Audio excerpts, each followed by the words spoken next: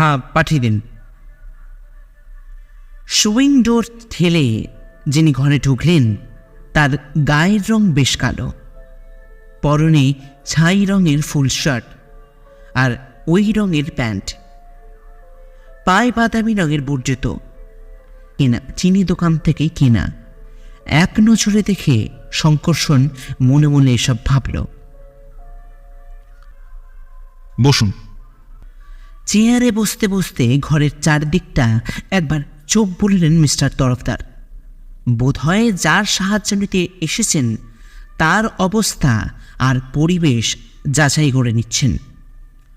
শঙ্কর্ষণ Dunhill সিগারেটের প্যাকেটটা এগিয়ে দিয়ে বলল, হ্যাঁ বলুন, আপনার জন্য কি করতে পারি?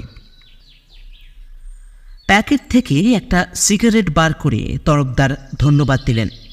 তারপর ওটা ধরিয়ে বললেন,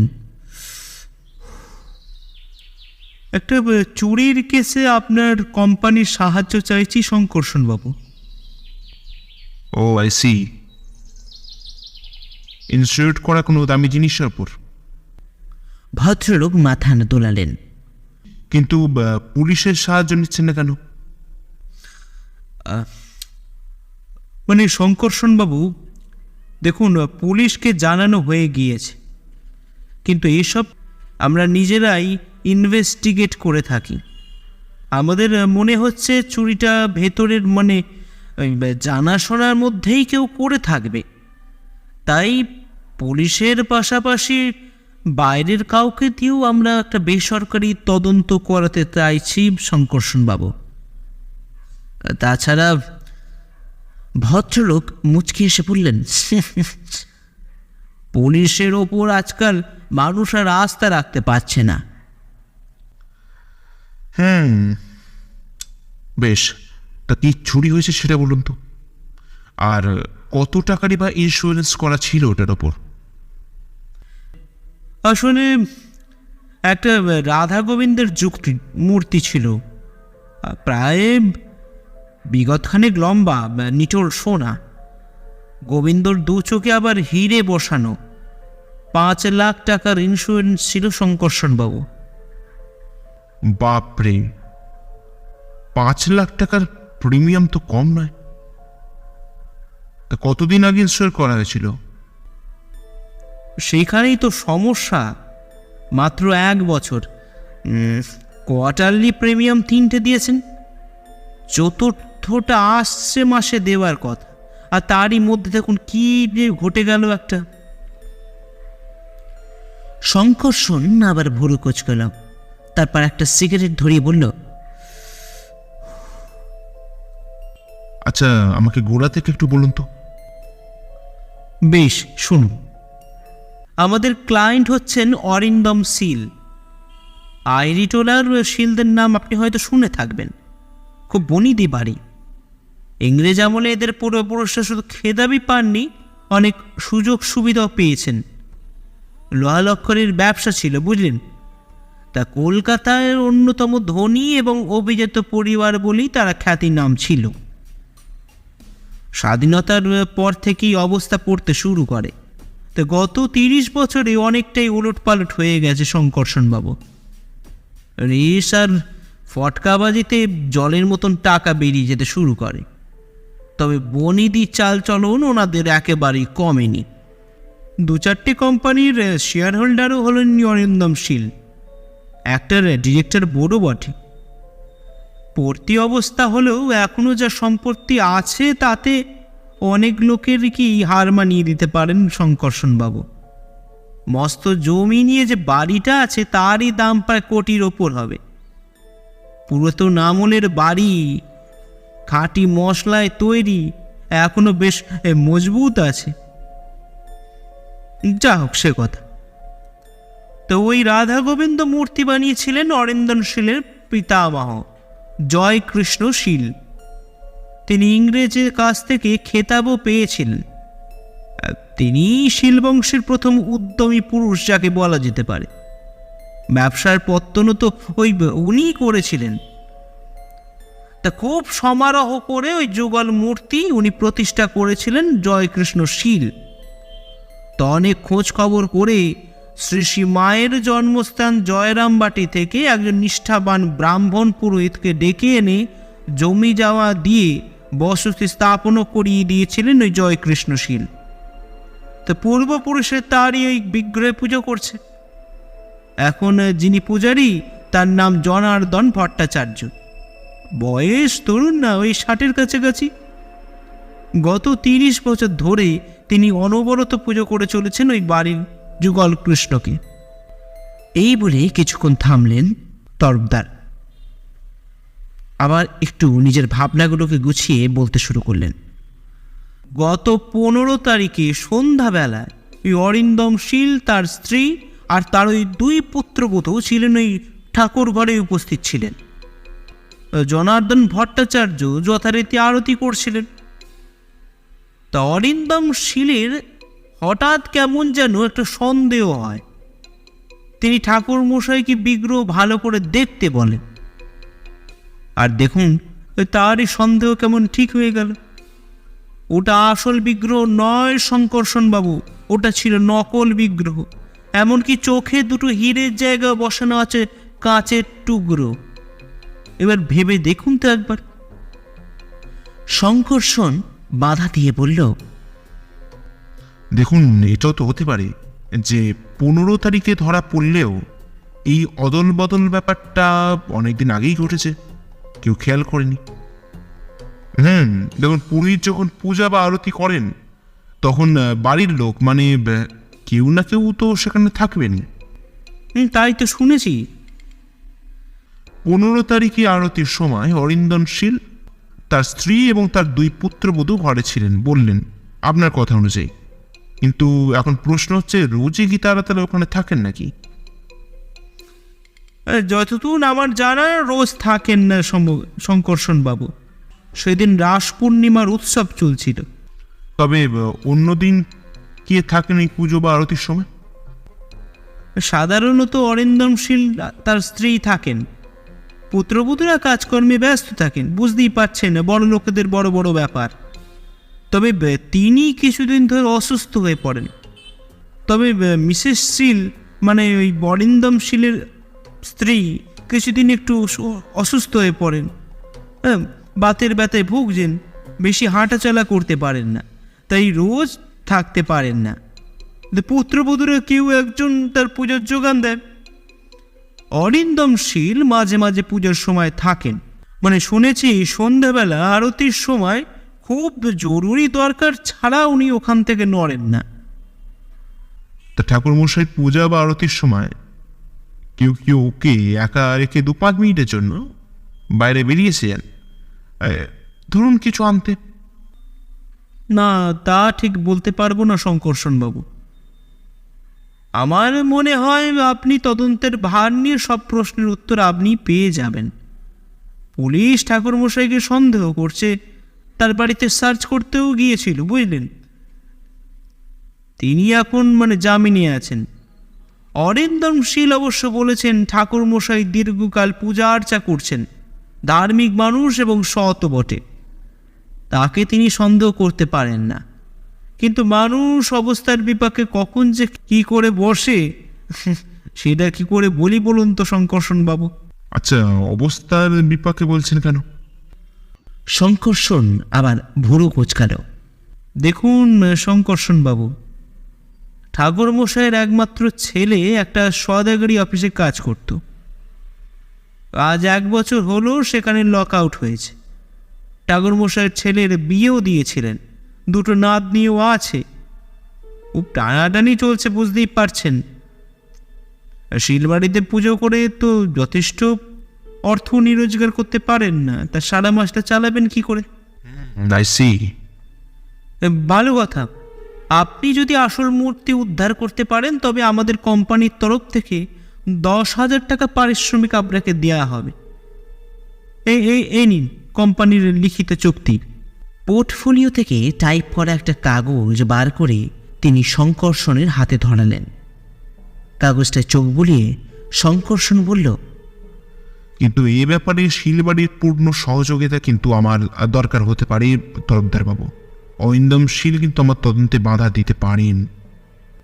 না, তাকে বলা হয়েছে যে তার ক্লেম অ্যাডমিট করার আগে আমরা একটু ভালো করে তদন্ত করে দেখব। 5 লাখ টাকার ব্যাপার, বুঝতেই তো পারছেন। মানে ভদ্রলোক সব রকম সহযোগিতাই করবেন বলেছেন। বেশ, ঠিক আছে, কেসটা তাহলে আমি গ্রহণ করলাম। আহেরি টোলা শিলদের বাড়ি সত্যিই দেখার মতন। আগেকার দিনের ধনী পুরুষদের চকমুলের প্রকাণ্ড দালান বাড়ি, নাট মন্দির, আস্তাবল সবই আছে, তবে সেই জৌলস কিন্তু নেই। আস্তাবল ফাঁকা। অরিন্দম সেনের আমলেই সব বিক্রি হয়ে গেছে। বিরাট বিরাট খিলান, মার্বেল পাথরের মেঝে, চওড়া দেয়ালের গাঁথনি, অনেক খড়। কিন্তু এই প্রকাণ্ড বাড়ির এখন মস্ত বোঝা হয়ে দাঁড়িয়েছে। শঙ্করসন সকালের দিকেই গিয়েছিল। অরিন্দম শীল ততক্ষণে স্থান সেরে ফিরেছেন। গৌরবর্ণ চেহারা, বয়স 60 পেরিয়েছেন, পরনে পট্টবস্ত্র, গায়ে সাদা শাল। তিনি ঠাকুর ঘরে যাবার উদ্যোগ করছিলেন। ঠাকুরমশাই এসে গেছেন। শঙ্করসনের প্রশ্নের জবাবে তিনি জানালেন জনার্দন ভট্টাচার্যই পুজো করছেন। আচ্ছা, সেদিন আপনার কেন হঠাৎ সন্দেহ হলো, মানে আপনাদের বিগ্রহটা বদল হয়ে গেছে? প্রশ্ন করল শঙ্করসন। ওটা জন্ম থেকেই দেখছি, তাই সেদিন কেমন যেন একটু খটকা লাগলো, বুঝলেন? কিন্তু ওটা যে সেদিনই বদল হয়েছে সেটাও নাও হতে পারে। মানে ধরুন কয়দিন আগেও তো ব্যাপারটা ঘটতে পারে। দেখুন, সেটা তো হতেই পারে। হ্যাঁ, সে কথাই আমি জানতে চাইছি। ওই দিনই আপনার খটকা লাগলো, তার আগে চোখে পড়েনি? অরিন্দম শীল এক মুহূর্ত শঙ্করসনের মুখের দিকে তাকিয়ে রইলেন, তারপর বললেন, হয়তো খেয়াল করিনি, তবে সেদিন রাস পূর্ণিমা ছিল শঙ্করসন বাবু। সন্ধেবেলা আলো দিয়ে সাজানো হয়েছিল বিগ্রহ, তাই চোখে পড়েছিল বোধহয়। তাছাড়া আগেই যে ওটা বদল হয়ে গিয়েছিল সেটা তো আপনার অনুমান মাত্র, সকালেও তো হতে পারে। হ্যাঁ, তা ঠিক। তা ওই দিন সকালবেলা পুজোর সময় ঠাকুর ঘরে গেছিলেন? আমার পুত্রবধূ, আমাকে সেদিন সকালেই বেরোতে হয়েছিল। আপনার ছোট পুত্রবধূর সঙ্গে একবার দেখা হতে পারে? হ্যাঁ, তবে শুধু ওনার সঙ্গে নয়, আপনার বাড়ির সবার সঙ্গে একবার কথা বলে দেখতে চাই। দয়া করে যদি একটু ব্যবস্থা করে দেন। ঠিক আছে। এই বলে অরিন্দম শীল আশ্বাস দিলেন। তার ছোট পুত্রবধূর নাম ইপ্সিতা। অরিন্দম শীলরা বনিদি পরিবার এবং সেই সূত্রে রক্ষণশীল বলেই পরিচিত এনারা। কিন্তু ইপ্সিতা তার ব্যতিক্রম। চুল ছোট করে কাটা, ভুরু প্লাক করা, বেশভূষায় আধুনিকতার ছাপ, মুখে প্রসাদনের চিহ্ন সুস্পষ্ট। শঙ্করসন বলল, আচ্ছা, 15 তারিখে সন্ধ্যাবেলায় আপনাদের বিগ্রহর বদলের ব্যাপারটা যেদিন ধরা পড়ল, সেদিন সকালবেলা আপনি পুজোর ঘরে এসেছিলেন ঠাকুরমশাইয়ের সঙ্গে জোগাড় দেওয়ার জন্য? ইপ্সিতা দেবী মৃদু ঘাট নাড়ালেন। আচ্ছা, আপনি কি সব সময় ঘরেই ছিলেন? মানে একবারও ঠাকুরঘর থেকে বেরোননি? মিনিট 5 জন্য একবার আমার শোবার ঘরে গিয়েছিলাম। চন্দন খুঁজতে খুঁজতে মনে পড়েছিল আলমারিটা খুলেছিলাম বটে, কিন্তু বন্ধ করা হয়নি। ও আচ্ছা, এর আগে কোনোদিন এমন ঘটনা ঘটেনি? আলমারি না হোক, অন্য কিছু কারণে ঠাকুরঘর থেকে ছেড়ে আপনাকে বেরিয়ে আসতে হয়েছিল? তা হতে পারে। আমার তো আর আগে কখনো ঠাকুরমশাইয়ের উপর সন্দেহ করিনি। এখন করেন? করব না বলছেন? উনি ছাড়া আর কি সরাতে পারে বলুন তো ব্যাপারটা? দেখুন, উনি অনেক বছর ধরে পুজো করছেন, তা আগে কখনো অবিশ্বাসের কাজ তো উনি করেছেন বলে মনে হচ্ছে না। মানুষের স্বভাব বদলাতে কতক্ষণ? লোভ তো মনে ঋষিদেরও মতিভ্রম করল। আচ্ছা, আপনার বড় যাকে একটু ডেকে দিন তো। অরিন্দম শীলের বড় পুত্রবধূ কিন্তু রক্ষণশীল ঘরের বধূ। হাতির দাঁতের মতন গায়ের রং, পদ্মের পাপড়ির মতন চোখ, ঘন কালো চুল কোমর পর্যন্ত ছাড়িয়েছে, মাথায় ঘোমটা, কপালে সুন্দর করে একটা সিঁদুরের টিপ আর দুপায়ে আলতা। নামটাও সাবেকি আমাদের, মৃণালিনী। তিনি একা ঘরে এলেন না, একজন দাসীকে সঙ্গে নিয়ে এলেন। শঙ্কর্ষণের সমস্ত প্রশ্নের উত্তর দিয়ে চলে গেলেন মৃণালিনী দেবী। তারপর এলেন অরিন্দম সেনের স্ত্রী। বয়স 50 পেরিয়েছে। বয়সকালে তিনি যে পরমা সুন্দরী ছিলেন তা এক নজরে দেখলেই বোঝা যায়। শঙ্কর্ষণ যেদিন তার সাথে কথা বলল সেদিন তিনি বাতের ব্যথায় কাবু হয়ে পড়েছিলেন। তিনি কিন্তু 15 তারিখে আগে বিগ্রহ বদল হবার সম্ভাবনা মানতে পারলেন না। অর্থাৎ ঘুরে ফিরে সন্দেহটা ঠাকুরমশাইয়ের ঘাড়েই এসে পড়েছে। বড় ছেলে অরিন্দম শীল যে কোম্পানির ডিরেক্টরেট, সেখানে অ্যাকাউন্টস অফিসার, আর ছোট ছেলে সুনন্দ এক বেসরকারি সংস্থায় ইঞ্জিনিয়ার। তারা কেউই পারতপক্ষে পুজোর ঘরে পা দেয় না, ধর্মে তেমন মতি নেই। সব শেষে জনার্দন ভট্টাচার্যের সঙ্গে দেখা করল শঙ্কর্ষণ। উজ্জ্বল গায়ের রং, মাথার চুল প্রায় সাদা, চোখে মুখে দুশ্চিন্তার কালো ছাপ পড়েছে। তিনি ওর পরিচয় আর উদ্দেশ্য জানতে পেরে হাউ হাউ করে কেঁদে উঠলেন। বললেন, আমাকে বাঁচান বাবু, আমি নির্দোষ। বিক্রম পাল্টাপাল্টির ব্যাপারে আমি কিচ্ছু জানি না বাবু। আজ 30 বছর হলো এ বাড়িতে আমি পুজো করছি। আমার পিতামহ এখানে পুজো করেছেন কর্তাবাবুর পিতামহের সঙ্গে, জমি জায়গাও দিয়েছিলেন। আমি এমন নিমখারাম নই বাবু। আপনি শান্ত হয়ে বসুন, আর আমি যে প্রশ্নগুলো করছি তার জবাব দিন। আপনি নিরপরাধ হলে নিশ্চয়ই তা প্রমাণ করে যাবে। ভট্টাচার্য মশাইয়ের মুখে আত্মসংযমের চেষ্টা করলেন। শঙ্কর্ষণ তাকে সহজ হওয়ার জন্য কয়েক মুহূর্ত সময়ও দিল। তারপর তিনি বললেন, আগে আচ্ছা, ঠাকুর ঘর কি পূজা আরতি ছাড়া অন্য সময় বন্ধ থাকে? হ্যাঁ, বাইরে থেকে তালা থাকে কর্তা, চাবি কার কাছে থাকে? গিন্নিমার কাছে। উনি কি রোজ দরজা খুলে দেন নাকি? সুস্থ থাকলে উনি খোলেন, আর সুস্থ না থাকলে? কর্তা বাবু নয়তো বড় বৌমা। তবে উনি পূজা বা আরতির সময় রোজ ঠাকুর ঘরে থাকেন না? ওর গাড়েই তো গোটা সংসারের দায়িত্ব বাবু। গিন্নিমা প্রায় বাঁচে দোগে শয্যাশায়ী থাকেন, তাই বড় বৌমাকে সংসার সব সামলাতে হয়। আর ছোট বৌমা? তিনি একটু নিজের খেয়ালেই চলেন। এই পরিবারে যেন বেমানান, বুঝলেন।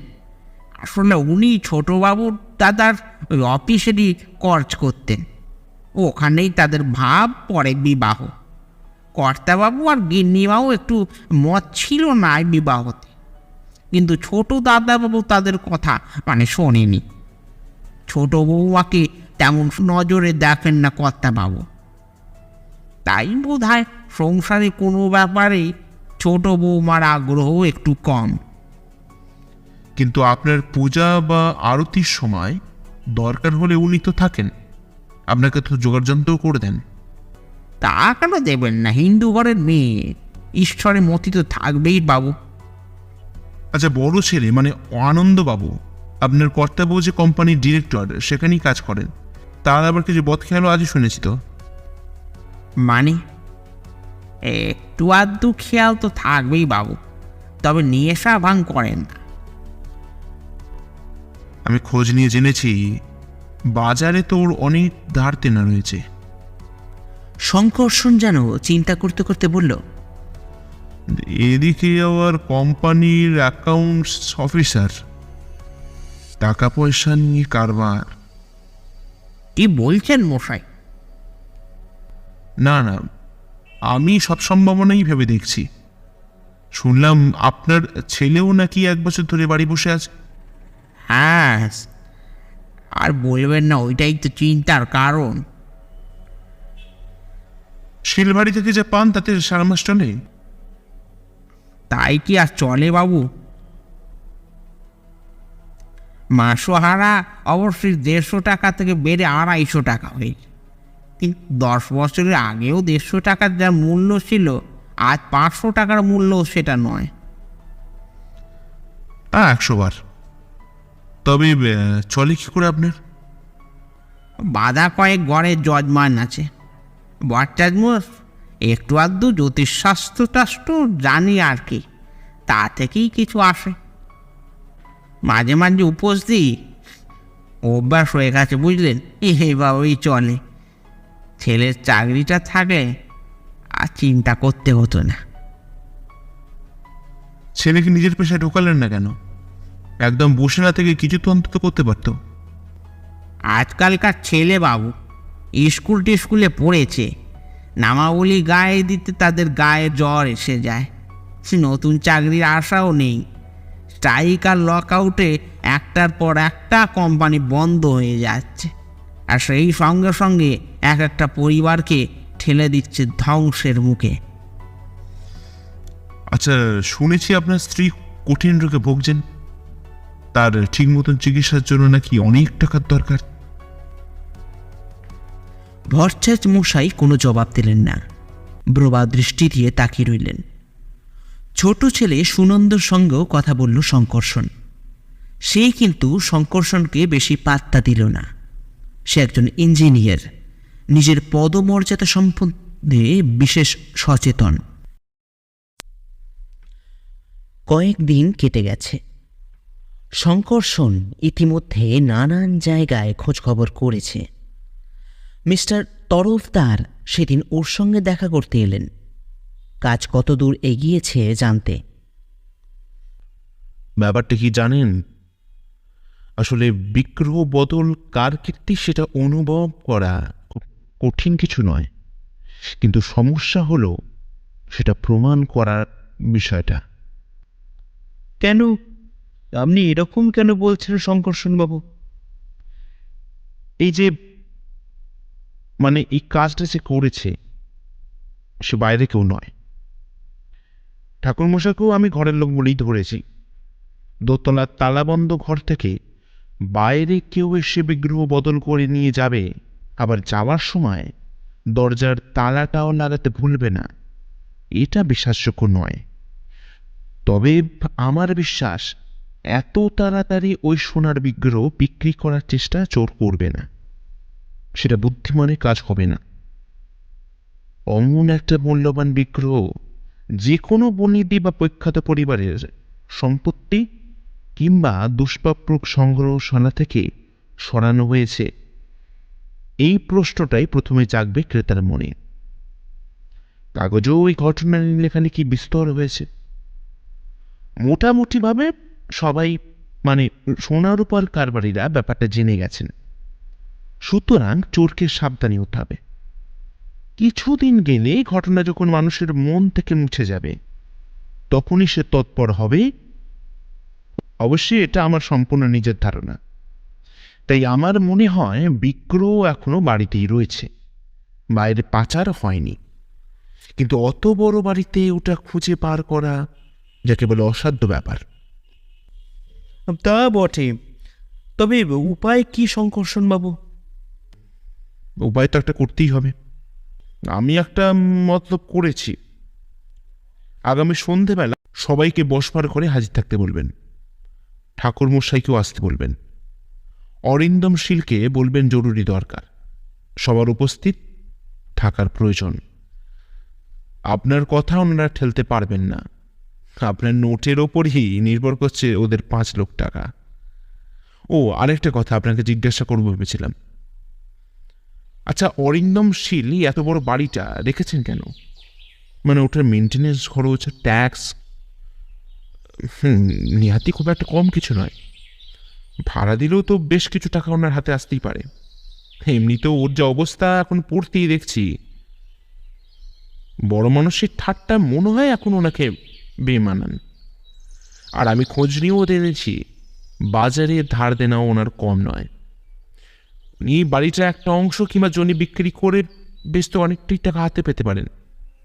আজকাল তো মাল্টি স্টোরের বিল্ডিং তৈরির জন্য প্রমোটাররা মুখিয়ে আছে ওরকম বাড়ির জন্য। তরফদার বাবু ঠোঁট উল্টে বললেন, ওরে বাবা, সে বুঝি জানে না ভদ্রলোকের অবস্থা পড়ে গেছে, চারিদিকে ধার দেনা, কিন্তু বংশমর্যাদা সম্বন্ধে টনটনে জ্ঞান যাকে বলে। বড়লোকই চালচলন ছাড়তে তিনি রাজি নন।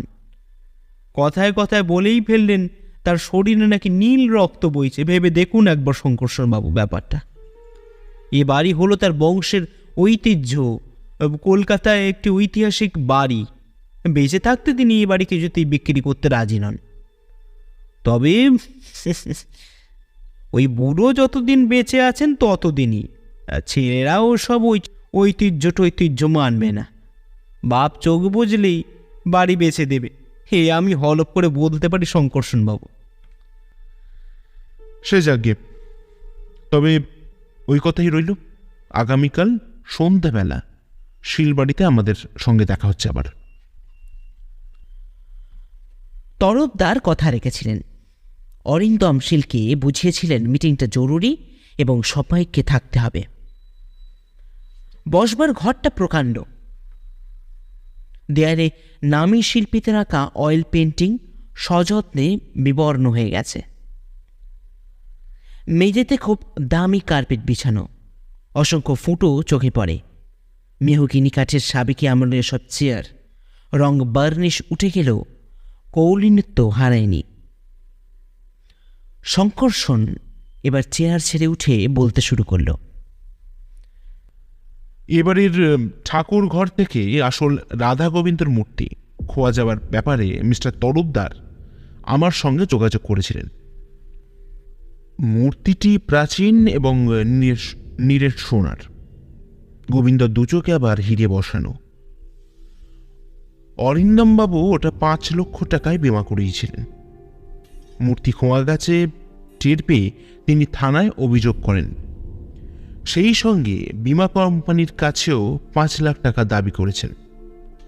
বিমা কোম্পানি মিস্টার শীলের এই ক্লেম মেনে নেবার আগে নিয়ম অনুযায়ী একটা তদন্ত করেছিলেন এবং সেই সূত্রেই কোম্পানি থেকে এ ব্যাপারে অনুসন্ধানের ভার এসে পড়ে আমার ওপর।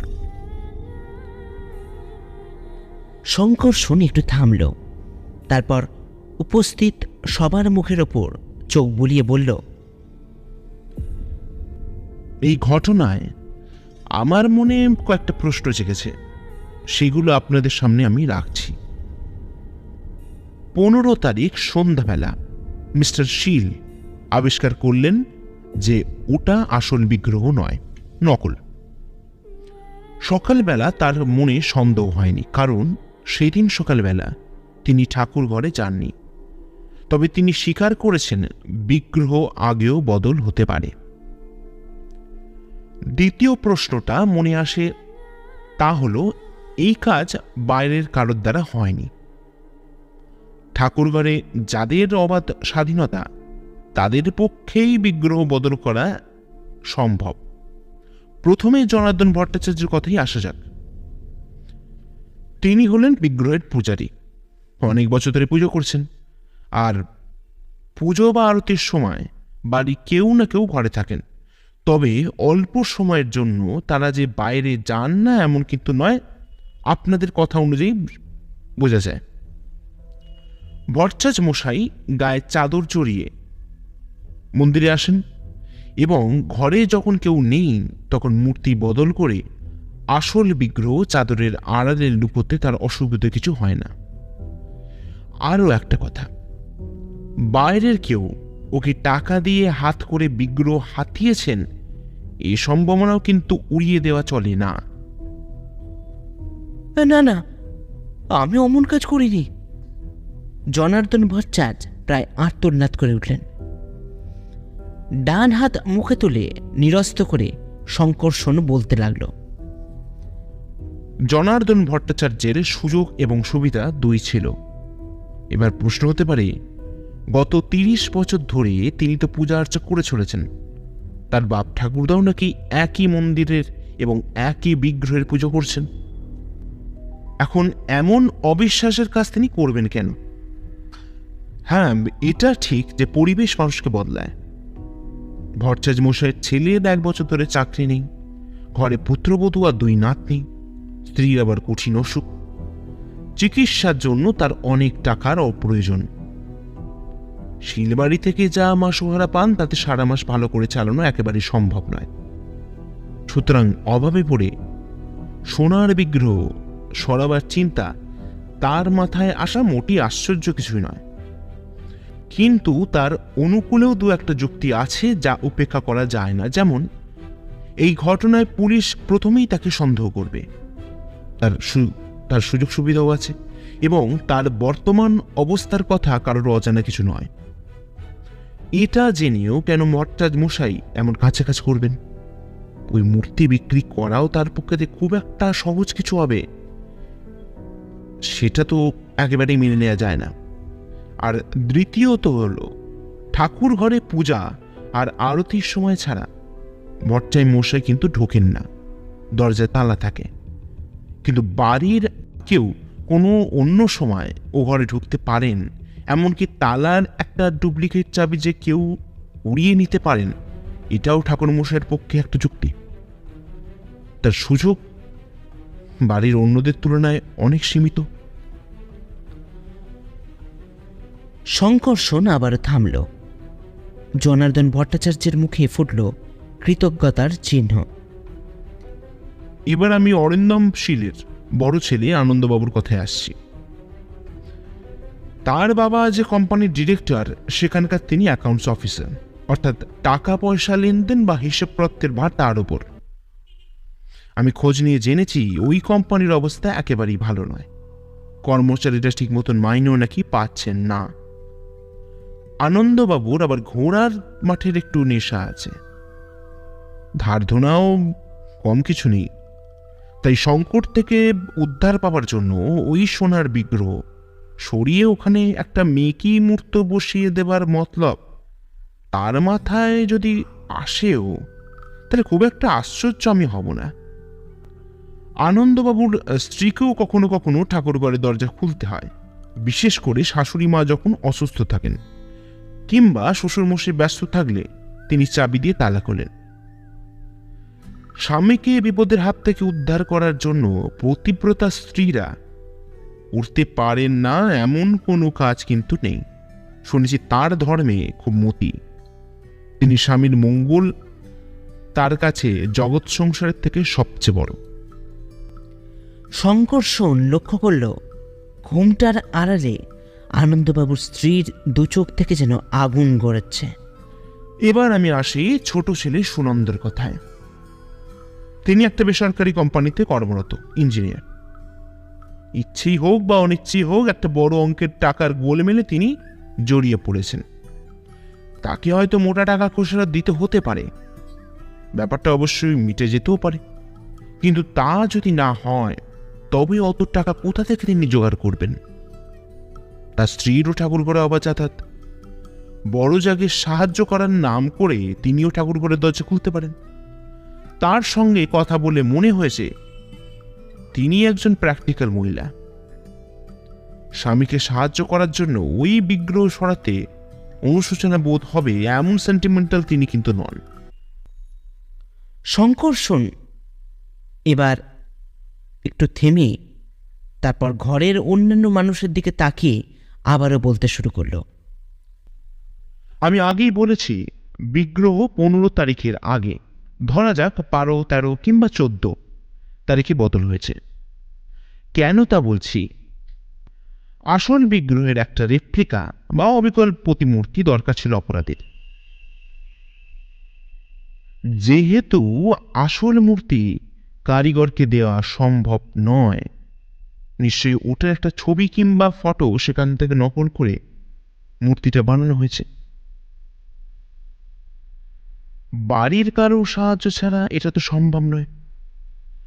নকল মূর্তির ওপর সোনার জল পালিশ করা হয়েছে, আর গোবিন্দ দু চোখে বসানো হয়েছে দুটো ঝুটো পাথর বা কাঁচের টুকরো বলা যেতে পারে। এই দুটো কাজই বোধহয় কোনো জহুরিকে দিয়ে করানো হয়েছে। সোনার জন্য পালিশটা তো নিশ্চয়ই। মূর্তি বদল করা হয়েছে হয়তো 14 কিংবা 13 তারিখ। আনন্দবাবু স্ত্রী স্বীকার করেছেন পুজোর সময় তিনিও 2-1বার দরকারে বাইরে যান এবং গেছেনও বটে। কিন্তু আমি যদি বলি পূজা বা আরতির সময় মোটেও বিগ্রহ বদল হয়নি, হয়েছে অন্য কোনো সময়, যখন কেউ ও ঘরে ঢোকে না। ঘুরে ফিরে সেই একই প্রশ্ন আসছে।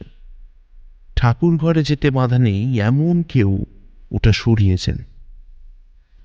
দু একদিন তিনি অপেক্ষাও করেছেন, আর কারোর চোখে এই পাল্টাপাল্টি ধরা পড়ে কিনা এই ব্যাপারে তিনি নিশ্চিত হয়েছেন। আসলে বিগ্রহ যে নকল তা চট করে ধরা পড়ুক এটা তিনি চাননি। শঙ্কর্ষণ চুপ করে নিল।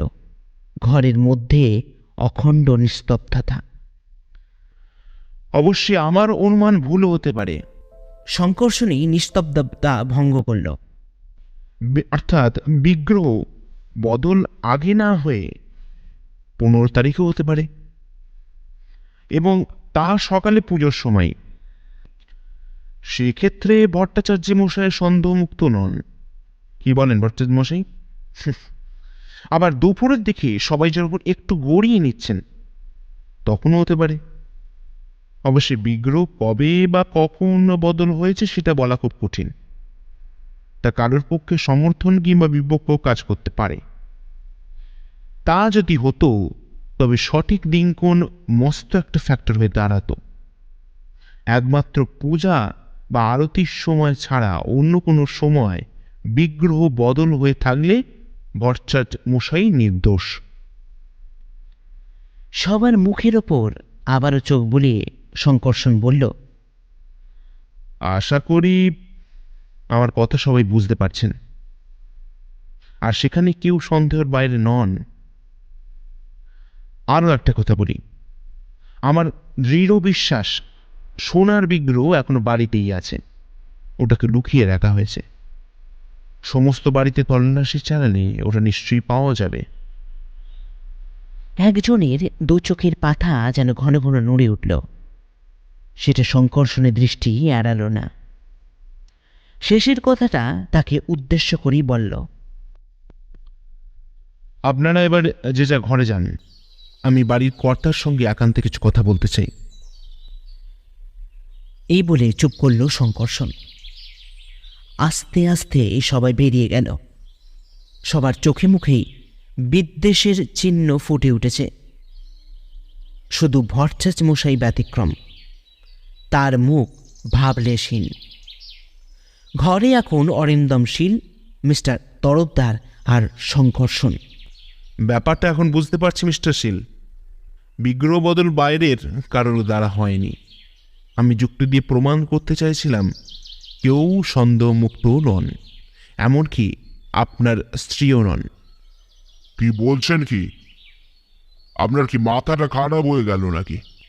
অরিন্দমশীল রেগে রাগত কণ্ঠে বলে উঠলেন, দেখুন, অনুসন্ধানে নেবে আমাকে অনেক খোঁজখবর কিন্তু করতে হয়েছে মিস্টার শীল। অনেক জায়গাও যেতে হয়েছে, আবার অনেকের সঙ্গে কথাও বলতে হয়েছে। আপনার স্ত্রী ছোট ভাই তো একজন শিল্পী, নানা রকম ধাতুর মূর্তিও করেন। বাজারে তার যথেষ্ট চাহিদাও আজ শুনেছি, ঠিক কিনা? মিস্টার শীল কোনো জবাব দিলেন না। মিস্টার তরফদার যখন আমার কাছে ওই বিগ্রহের ব্যাপারে তদন্তের প্রস্তাব নিয়ে আসেন, তখন তার মুখে মোটামুটি ঘটনাটা শুনে প্রথমে একটাই প্রশ্ন আমার মাথায় জেগেছিল। শঙ্কর্ষণ অরিন্দমশীলের মুখের দিকে তাকিয়ে বলল, এই বিগ্রহটা যে এই বাড়ির 3 পুরুষ ধরে আছে, কখনো চুরির চেষ্টা যেখানে হয়নি, হঠাৎ করে বিমার দরকার পড়ল কেন? 5 লাখ টাকার বিমার প্রিমিয়াম তো আর কম নয়, বছরে অনেকগুলো টাকা। তাছাড়া আপনার আর্থিক অবস্থাও তো আগের মতো নেই। তারপর ঠিক 1 বছরের মাথায় বিগ্রহ চুরি হয়ে গেল, আর আপনিও টাকার দাবি করে বসলেন। এটা কি খুব একটা কাকতালীয় ঘটনা নয় বলছেন? আপনাকেই আমার প্রথম সন্দেহ হয়েছিল মিস্টার শীল। আমাকে? অরিন্দমশীল যেন আকাশ থেকে ভেঙে পড়লেন। ভেবে দেখুন, ঠাকুরঘরে আপনার অবাধ গতি, বিগ্রহ অদল বদল করা আপনার পক্ষে মোটেই কষ্টসাধ্য ব্যাপার কিছু নয়। এসব আপনি কি বলছেন? আমি খোঁজ নিয়ে জেনেছি আপনি যেসব কোম্পানির সঙ্গে যুক্ত তাদের কোনোটার অবস্থাই ভালো নয়। এদিকে আপনার খরচের বহরও কম নয়। আগে আপনাদের রেশের ঘোড়া ছিল এবং সেসব পাট চোখে গেলেও মাঠের সঙ্গে আপনাদের সম্পর্কটা কিন্তু একেবারেই ওঠেনি। আপনি সীমা লঙ্ঘন করছেন শঙ্কর্ষণ বাবু। সে কথায় কর্ণপাত না করে শঙ্কর্ষণ বলল, আমার মনে হলো যেন 5 লাখ টাকার আদায়ের মতলবেই বিমা আপনি কুড়িয়েছিলেন। কষ্ট করে 3টে কোয়ার্টার প্রিমিয়াম দিয়ে ওটা সরিয়ে ফেলা হয়েছে। বিমা কোম্পানির কাছ থেকে টাকাও আদায় করা হবে, আবার সোনার বিগ্রহ ঘরেই থেকে যাবে। পরিকল্পনা কিন্তু ভালোই করেছিলেন আপনি। Shut up! গর্জে উঠলেন অরিন্দম শীল। চিৎকার করে কোনো লাভ হবে না মিস্টার শীল। আপনাকে সবার সামনে অপদস্থ করতে চাইনি, তাই আপনাকে সরিয়ে নিয়ে আলাদা করে বলছি। আমার মনে হয় ওই সন্দেহ জেগেছিল বলেই আমি গোটা উত্তর এবং মধ্য কলকাতার সমস্ত সোনার দোকানে চষে বেরিয়েছি। আমি একটা ব্রোঞ্জের মূর্তি সোনার জলে পালিশ করতে চাই, এই ব্যাপারে তাদের অভিজ্ঞতা আছে কিনা, হালে এমন কাজ কেউ করিয়েছে কিনা, কত খরচ পড়বে, এই ছিল আমার প্রশ্ন। একটা দোকানে জানতে পারি এ মাসে গোড়ার দিকে একটা রাধা গোবিন্দের মূর্তি তারা সোনার জলে পালিশ করেছে। যিনি কাজটা দিয়েছিলেন তার চেহারার সঙ্গে আপনার চেহারাটা কিন্তু মিলে যায়। আপনার ডান চিবুকের কাছে কাটা দাগটা পর্যন্ত তারা বলতে কিন্তু ভোলেনি মিস্টার শীল। এরপরও কি আপনি অস্বীকার করতে চাইবেন যে আপনি ওলট পালট করেননি, নাকি কারিগরটাকে ডেকে আনতে হবে? অরিন্দম শীলের মুখ ব্লটিং পেপারের মতন সাদা, মুখ দিয়ে যেন কথা বেরোচ্ছে না। কিছু মনে করবেন না মিস্টার শীল, আপনাদের বনেদি বংশ। এই কথা জানাজানি হলে খবরের কাগজগুলো একটা হুজুক পেয়ে যাবে, লুফে নেবে আপনাদের খবর, ডিডি পড়ে যাবে। পুলিশও আপনাকে ছেড়ে কথা বলবে না। আর তার চেয়ে বরং আমি একটা প্রস্তাব দিই, আমার মনে হয় সব দিক থেকেই আপনি রক্ষা পেতে পারেন। অরিন্দম শীল জিজ্ঞাসু দৃষ্টি নিয়ে তাকিয়ে রইলেন। তার চোখ মুখের অবস্থা দেখে মায়াই হচ্ছিল শঙ্কর্ষণের। আপনি বিমা কোম্পানির কাছে করা ক্লেমটা উইথড্র করে নিন, ওদের জানিয়ে দিন যে আপনি মূর্তিটা পেয়ে গেছেন। মিস্টার তরফদারকে আমি অনুরোধ করব তার কোম্পানির খুব বড় কর্তাদের সঙ্গে আলোচনা করে এই ব্যাপারে যাতে কোনো শোরগোল না হয় তার ব্যবস্থা করে দিতে। কি বলেন তরফদারবাবু, করবেন তো? তরফদার সচ্ছ্বাসে বলে উঠলেন, মানে আপনি তো বস, আপনার আদেশই শিরদার্য। না না, আপনার অবদ নেই তো। অরিন্দম শীলের মুখের দিকে তাকিয়ে জিজ্ঞাসা করল শঙ্কর্ষণ। তিনি নীরবে দুপাশে ঘাড় নাড়লেন। আরও একটা অনুরোধ আপনার কাছে, ঠিক একটা নয়, দুটো। আপনি যদি এখনো লাগাম না টানেন, আমার মনে হয় এই অবস্থা কিন্তু সামাল দিতে আর পারবেন না। তাই অনুরোধ, কবর বদখেয়ালগুলো ছেড়ে দিন, আখেরে আপনার এই মঙ্গল হবে। এই বিরাট বাড়ি আজকাল মস্ত বোঝা। আপনি যদি মেকি আত্মসম্মান বিসর্জন দিয়ে কিছু অংশ ব্যাংক কিংবা কোম্পানিকে ভাড়া দেন, মোটা টাকা কিন্তু হাতে পাবেন। আর আমার দ্বিতীয় অনুরোধ রইল, পর্চাশ মশাইয়ের মিথ্যে চোরের অপবাদে হয়রানি হয়েছে অনেকটা, তার মাসোয়ারাটা একটু বাড়িয়ে দেবেন। আজকালকার মাগ্নিগণ্ডার দিনে অতগুলো মুখের অন্ন যোগান দেওয়া ওই কটা টাকায় সম্ভব নয়। ভদ্রলোক বড় সৎ এবং ভালো মানুষ। শঙ্কর্ষণের অফিসে বসে কথা হচ্ছে। 10,000 টাকার চেকটা বাড়িয়ে ধরে তরফদার খুশি মনে বললেন, মানে আপনি কোম্পানির অনেক টাকা বাঁচিয়ে দিলেন সমাদদার বাবু। ম্যানেজমেন্ট আপনার পক্ষে অনেক কৃতজ্ঞ। আপনার অনুরোধ তারা মেনে নিয়েছেন, যে ব্যাপারটা ধামা চাপা দিয়ে দিয়েছেন। কিন্তু একটা কথা আমি জানতে খুব ইচ্ছা করছে শঙ্কর্ষণ বাবু। একটা কথা, হ্যাঁ বলুন না। আচ্ছা, আপনি কি সত্যি মিস্টার শীলকে গোড়া থেকে সন্দেহ করেছিলেন? নিশ্চয়ই। দেখুন, হঠাৎ তার বিগ্রহ বিমা করার দরকার পড়ল কেন?